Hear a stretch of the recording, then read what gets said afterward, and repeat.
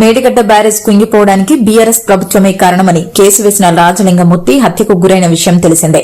ఈ హత్యపై గాంధీ భవన్లో మంత్రి కోమటిరెడ్డి వెంకటరెడ్డి విలేకరులతో మాట్లాడుతూ సంచలన వ్యాఖ్యలు చేశారు. మాజీ ఎమ్మెల్యే గండ్ర వెంకటరమణారెడ్డి చంపించినట్లు మృతుడి కుటుంబ సభ్యులు ఆరోపిస్తున్నారని అన్నారు. న్యాయపరంగా వెళ్లాలి కానీ చంపేస్తారా అని ప్రశ్నించారు. మంత్రి కోమటిరెడ్డి ఇంకా మాట్లాడుతూ కేసీఆర్ ఆయన కుటుంబం రాష్ట్రాన్ని అడ్డగోలుగా దోచుకుంది. వారి అక్రమాలను బయటపెడితే చంపేస్తారా? కోట్ల రూపాయలు పోతే సంపాదించుకోవచ్చు, ప్రాణాలు పోతే తిరిగి వస్తాయా? కాళేశ్వరం ప్రాజెక్టు దోపిడీపై రాజలింగమూర్తి పోరాడాడు. ఆయన హత్య ఘటనపై సీఎం రేవంత్ రెడ్డిని కలుస్తాం. కేసీఆర్ పై న్యాయ పోరాటం చేస్తున్న చక్రధర్ గౌడ్ కు రక్షణ కల్పిస్తాం.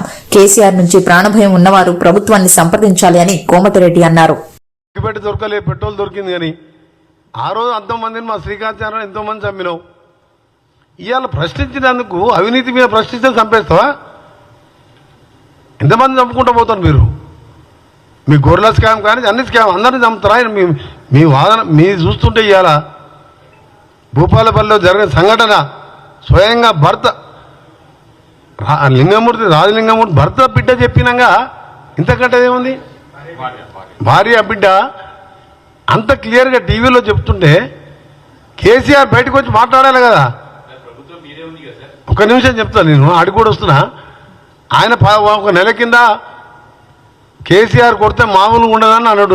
నెల రోజుల కింద నేను ఆ రోజే చెప్పిన కొట్టడం అంటే ఏందో నువ్వు నాకు అర్థమైంది అని చెప్పి ఆ రోజు కూడా నేను ప్రెస్ మీట్ చెప్పిన.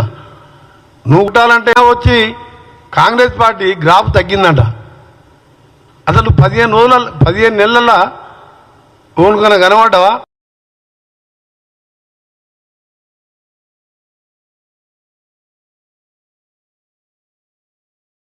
ఒక నెల కింద ఎంతో మంది చంపినావు.